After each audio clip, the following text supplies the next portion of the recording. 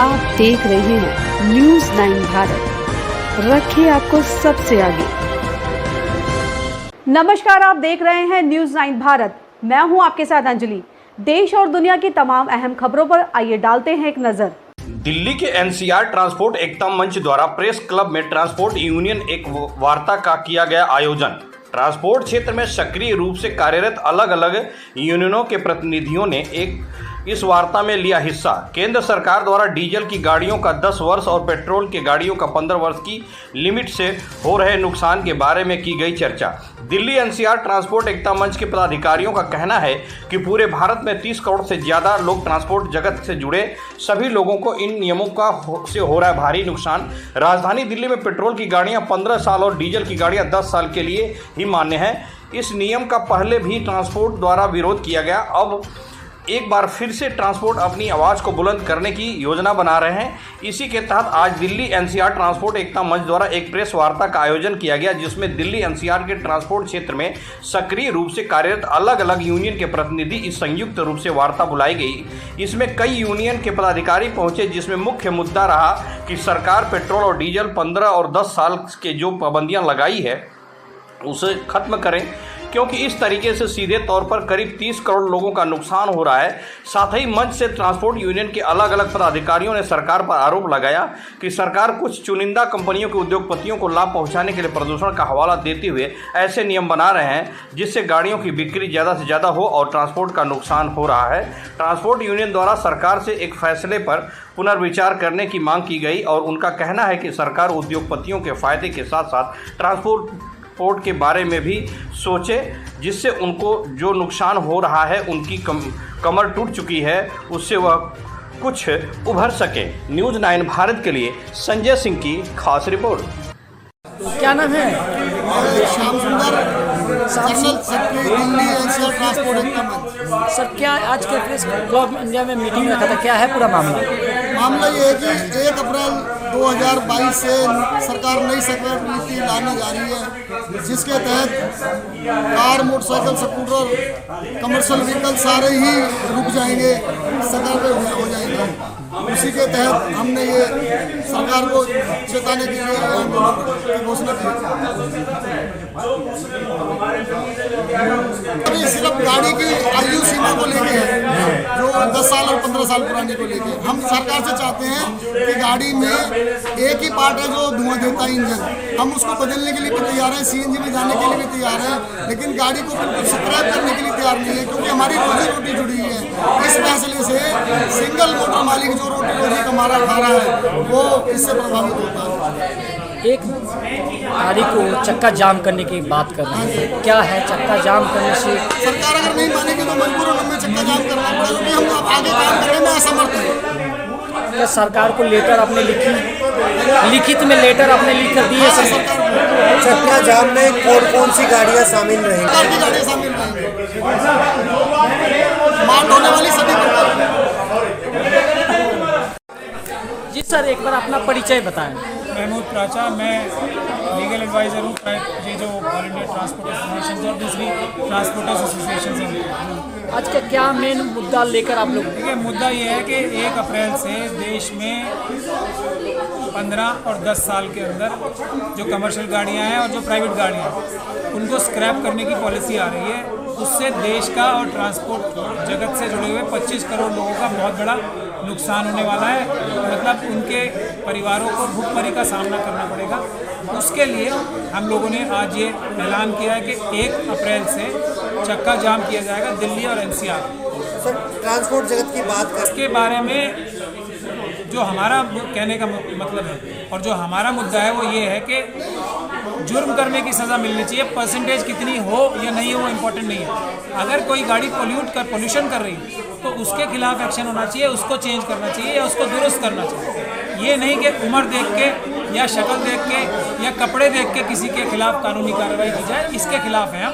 Pollution जो रोकने के लिए जो मोटर व्हीकल एक्ट है उसके तहत रूल्स बने हुए हैं, उसमें साफ लिखा हुआ है कि आप अपनी फिटनेस टेस्ट कराइए और उसके हिसाब से जब तक गाड़ी आपकी फिट है आप सड़क पर। जो टेंडर होल्डर हैं डायरेक्ट कंपनियों में अपना और वो करते हैं, वो वही कर पाएंगे, ये अच्छी बात भी है। देखो उसमें जो बुरा पहलू है वो उससे अवगत कराना चाहता हूँ सिर्फ। और इसमें एक बहुत बड़ी संख्या है इंडिविजुअल मोटर मालिक्स की, जो एक या एक से दो तीन इस तरह से गाड़ियां ले लेते हैं और फिर वो हरियाणा प्रदेश में, क्योंकि ज़्यादा हमारे यहाँ शिक्षा की थोड़ी सी कमी रही है, बिजनेस और व्यापार हम और कहीं माइंड नहीं लगा पाते, तो हम क्या करते हैं थोड़े बहुत पैसे इधर उधर से अरेंज करते हैं, थोड़ा बहुत फाइनेंशियली हम कंपनियों से ऐड लेते हैं और एक स्टार्ट कर लेते हैं बिजनेस।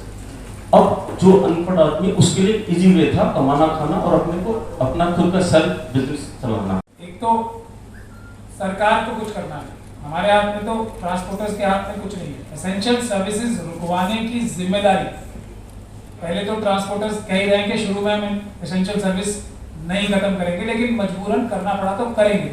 तो इसका सारा कंट्रोल, इसकी सारी जिम्मेदारी कहां पर है? ट्रांसपोर्टर्स के हाथ में नहीं है, सरकार के हाथ में। छोटा सा ऑर्डिनेंस लाना है जो कि जायज है, जो कि कानून के हिसाब से है, पार्लियामेंट के कानून के हिसाब से। सर मेरा कहना है शुरुआत में ये चीजें होंगी, ऑटोमेटिक है।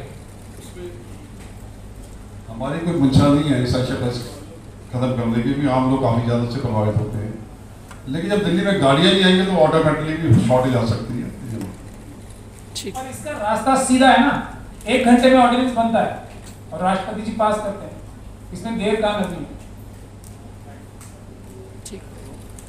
40 लाख पसीन है, हम उनको मॉर्निंग सपोर्ट भी करें के साथ में भी है, लेकिन जैसा कि हमने पहले डिसाइड किया कि 10 तारीख के बाद अगर हमारी बातें दिल्ली एनसीआर की एसोसिएशन की नहीं मानी गई तो ऑल इंडिया भी अपने समर्थन में खड़ी होगी और पूरे हिंदुस्तान में, क्योंकि सभी जगह प्रॉब्लम, केवल दिल्ली एनसीआर में प्रॉब्लम नहीं है, पूरे देश भर में। जैसे मैंने बताया 48 लाख गाड़ियां 15 साल के बाद खत्म होने जा रही है, इसका फायदा सीधा सरकार किसको दे रही है? कॉर्पोरेट्स को, जो गाड़ियां बनाते हैं, गाड़ी मैन्युफैक्चर करने वालों को।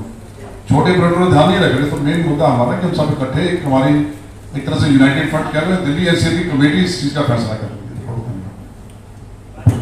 कि हमारे बच्चे कहीं विदेश में पढ़ रहे हैं, सबसे ज्यादा वो पॉल्यूशन का सर हमारे बच्चों पे होता है। अमीर तो सारे विदेश में पढ़ाते हैं अपने बच्चों को, एयर प्योरीफायर लगा लेते हैं घर में, सबसे ज्यादा वो हमारे बच्चों पर असर होता है। तो मेरा सभी साथियों से हाथ जोड़ के निवेदन है, मीडिया के बंधुओं से सबसे, कि इस मुद्दे को कृपा करके, किसान आंदोलन में आप लोगों ने किसानों की आवाज उठाई, हमारी आपसे हाथ जोड़ के निवेदन है, इस मुद्दे में हमारा साथ दीजिए और हमारा आवाज उठाइए। धन्यवाद। जिनकी सिफारिश से ये सारे कानून ट्रांसपोर्ट व्यवस्था में लादे गए, हम उनसे टेबल पे भी मीटिंग करी, हमने उनको तथ्य भी दिया। मैंने आपसे पहले भी बताया आपको, हमने 2015 अक्टूबर 2015 से पीछे का पोल्यूशन लेवल भी लिया दिल्ली पोल्यूशन बोर्ड से और सेंट्रल पोल्यूशन बोर्ड से, उसके बाद का भी पोल्यूशन लिया। इस सब के बाद भी हम संबंधित अधिकारियों से बराबर तथ्यों के साथ, रिकॉर्ड के साथ आप दे सकते हैं। मुझे समझ में नहीं आता ईपीसी के सुझाव पर एनजीटी और सुप्रीम कोर्ट आंखों पर पट्टी बांध के फैसले सुना रहा है, जबकि उन्होंने ये लिखा है। हमने उनसे ये जानना चाहा कि दिल्ली एनसीआर में पोल्यूशन होने के मुख्य कारण बता दो, और जब आपको मुख्य कारण अगर पता लग जाए तो दूसरे नंबर पे हमने ये पूछा कि जब आपको कारण पता लग गया तो किस कारण से कितना पोल्यूशन हुआ। तो आप देख सकते हैं, मैं ऑन पेपर आपको दिखा सकता हूँ, दिल्ली पोल्यूशन बोर्ड की नो रिप्लाई, उन्होंने लिख दिया कि हमारे पास नो डाटा। जब आपके पास डाटा ही नहीं है तो आप फैसले किस चीज पे ले रहे हैं? और हमने संबंधित अधिकारियों से बराबर तब से जिस दिन से लागू किया है, बराबर सरकारों से बात की है, दिल्ली के ट्रांसपोर्ट मंत्री से भी बात की है, जो एडवोकेट है अपने आप में। उनकी अगर मैं भाषा बताऊं तो वो कहता है कि एनजीटी का लट कौन खाएगा। मैंने कहा आप वकील हैं या आपने घास खो दी है, क्योंकि मेरे वकील साहब बैठे तो मुझे शोभा नहीं देता, जो आप पूछे तो मैं बता रहा हूँ आपको। तो जब वकील हमारे ट्रांसपोर्ट मंत्री है दिल्ली के और वो इस तरह की भाषा इस्तेमाल करते हैं कि मैं तो नहीं जा सकता ये बात लेके एनजीटी में, तो हम सब जगह से निराश होकर आज यहाँ पहुंचे, वो सब जगह से धक्के खा के निराश होकर आज अंतिम पड़ाव पे यहाँ पहुंचे।